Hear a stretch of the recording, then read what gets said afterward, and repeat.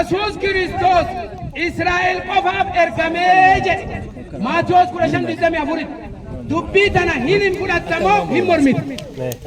Kana jechuun warra akka walirraa Dubbis. warra cubbamoota Dattee sorry dubbis. dubbiseera. Namni haa dhagahu.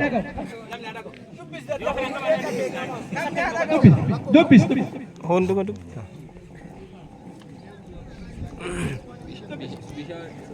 Yesuus garuu Yesuus garuu sagalee tokko iyyuu ishiidhaaf hin deebise.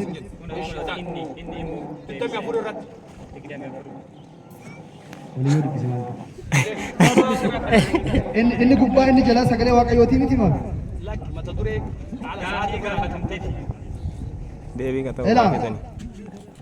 Lakkoofsa tokko keessaa fudhattanii inni dubbattan ergaa guutuu dabarsuu bulan.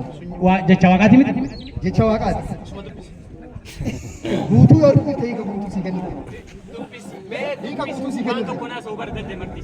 Hiika guutuu sii kennuu danda'a. Lakkoofsa tokko keessaa faate lakkoofsa tokko keessaa Amma ima dubbisa takkatti dabaladhu dubbisa. Nuufillee mishaa dubbisa. dubbisuu hin dandeenye. Lakkoofsi tokko yoo dubbiftu yeroo hirkataa itti ta'uu danda'a. Lakki akka hirkataan taane hirkoo haa ba'u itti dabala. Dubbisi gaadabdee sa'aatiin fixin. Dubbisi itti dabala akka ergaa guutuu si dabalu itti dabala dubbisi. Bakkuma kitaabni sin jedhu qofa nuyi dubbisa. Ila akkas jedha. Yesuus namoota ofitti waamee dubbii koo dhagaa hubadhas. Dubbii koo dhagaa hubadhas.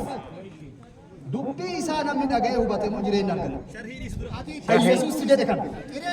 Nabiyyiin dubbii koo dhagaa hubadhaa jireenya argattanii jedhe kabiraan jiru. Warri dubbii isaa dhaga'ee itti jiraatu hubate ammoo jireenya barbaada. Kun ergaati. Eeshi. Yesuus namoota ofitti waamee dubbii koo dhagaa hubadhas. Wanti afaan namaa lixu xuraadha. Xuraa'aa nama hin godhu. Wanti afaan namaa keessaa ba'u garuu xuraa'aa nama godhaa jira. Amma lamata dureen ala sa'aatiin fixini walii gaqqabi 24 dubbisa. Isinii dubbisaa laabe. Sa'aatiin fixaar taparte sarattee utuba deebisee kitaaba dubbisaa oolta. Lamaa seetan. Dhugaa irraa. Bakka dhiisa haganuma yaaluu isaatiif waa galatoomu ani warra akka hoolota karaa irra dhageeffadhu daddeeke warri karaa irra Mata duree san nu dubbisa. Ka isaan jedha san dubbisa. Israa'el malee hin argamne jedhe gaafii takkaaf xumuraa sirraa barbaada. Yesuus Kiristoos namni ergamummaa kiyya amane amma yeroo hedduu wanni ati dubbattu Yesuusi amanan malee jannatan argatanii jedhe takka gaafii illee sii godha takka deebii illee sii kenna. Namni Yesuus Kiristoosi waaqummatti amane jireenya bara baraa argataa ka jedhu kitaaba keessaa yoo qabaatte ni fidda sana dura ammoo wangeela Yohaannis 17:3 dubbisa. Namni Yesuusitti nabiyyummaa amane jireenya bara baraa argata jedha. Waaqayyo isa tokkicha isa dhugaa Yesuus Kiristoosi isaati ergite namni beeke namni Rabbiin tokkichummaa beeke namni Yesuus ergamaa Rabbii jedhe jireenya abadii argataa. Garana gaddeebi'ee wangeela Maatiyos 7:27 tokko irratti namni anaan goofta jedhe tokkichinu jahannamiin malee jannata waliin argatu jedhe. Allahu Akbar! Gaafii sadii sii kennu tokko nama Yesuus ergamummaa amane jedhe Yohaannis 17:3 naa dubbifta. Lama Maatiyos 7:21 namni Yesuusiin goofta jedhe ibidda seenaa jedhe jireenya abadii hin argatu jedhe hin dubbifta. Sadaffaa lakki adeemsi kee dogongora yoo jedhe namni Yesuusii waaqa jedhe jireenya bara baraa argataa ka jedhu dagalee deemu akkasii jechuun akkanaa dhiifte boqonnaa akkan takkan sitti hime kanatti namni Yesuusii waaqa jedhe jireenya bara baraa argataa ka jedhu boqonnaa tokko naa kennita mata duree kee kanumaan xumuru Yohaannis 17:3 itti kenna haa dubbisu dubbisime dagaleen deemini daddeef Dagaleen deemu dhugaan dagaleen qabu. Dhugaan dagaleen qabu. Dhugaan fuullaati malee dagaleen qabu. Kanaaf amma wanti guddaan dubbis asii deemna dhugaa asii hafti warri dhageeffattan ammoo dhugaa qoraa bira gaa ofii keessanii.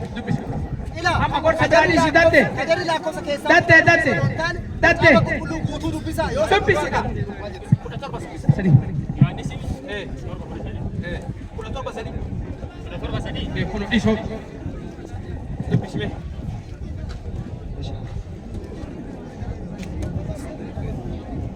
Kusikita kamali. Dubbisi kaa namni yaada qabu. Hin dhageenye nu dubbisa. Waaqayyo isa tokkichaa jedha. Waaqayyo lama jenneerran. Yesuus ittiin daballe maa? Hin daballe. Daddaafoo Waaqayyo tokkicha malee.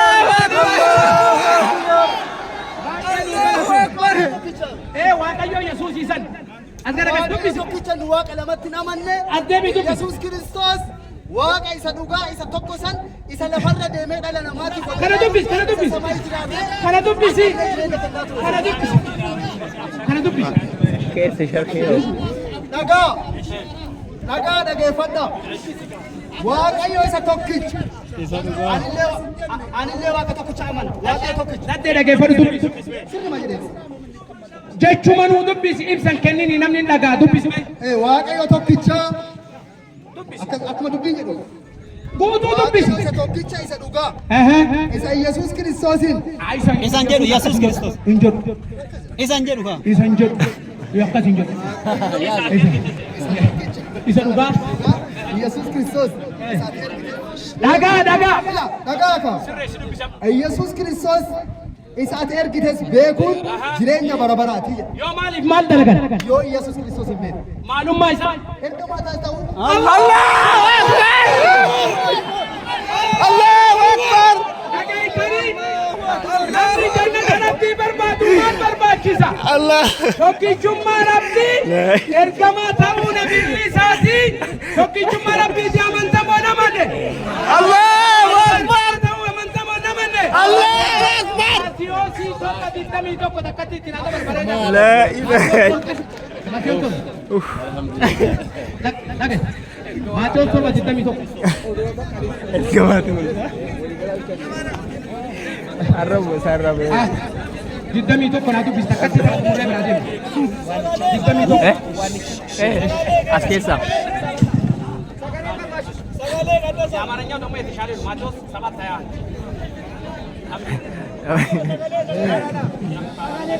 Inni kunillee sirriidha. Inni kunillee sirriidha. Yesuus Kiristoos gara biyya lafaa yeroo dhufetti jaalala abbaa isaa qabatee dhufe jaalala saniin gara waaqaatti ol deebi'e mana abbaa koo keessa iddoo jireenyaa baay'eetu jira jedhee anillee iddoo jireenyaa isinii qopheessuuf deema jedhee yoo dhufe isin fudhadhu ammoo heddumaan jiraatu na waliin jiraattanii jedhe Yohaannis 14:1 yoo dubbiftu ka isaan jedhan kana dubbisama.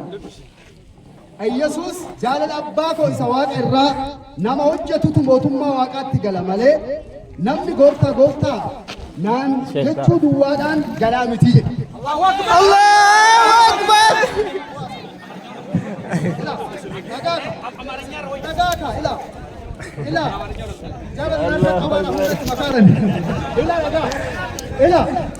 Gooftaa naan jechuu duwwaadhaan mootummaa kiyyatti galaa miti inni jedhe raajota sobduudhaan jedhe. Raajonni sobduun bara dhumaatti hin ka'u warri gooftaa naan jettan hundi mootummaa kootti galuu hin dandeettan garuu jedhe warra jaalala abbaa koo isa waaqarraa eegatu mootummaa waaqaatti gala.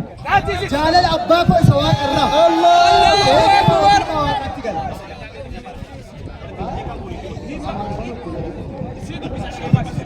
dhageeffadha. በሰማያት ያለውን የአባቴን ፍቃድ የሚያደርግ እንጂ ጌታ ሆይ የሚለኝ ሁሉ መንግሥተ ሰማያትን አይገባም ጀደ ሰንቆፋ ሚቲ ወሪ መቃ ኢየሱስን ገንደ ኬሰ ደሜ ደልደሉ ማለከተ ኢየሱስ itti dabarsee dubbata. በዛን ቀን ብዙዎቹ በስሜ አጋንንትን አላወጣንም፣ ታምራትን አላደረግንም፣ እንደዛ አላደረግንም ይሉኛል።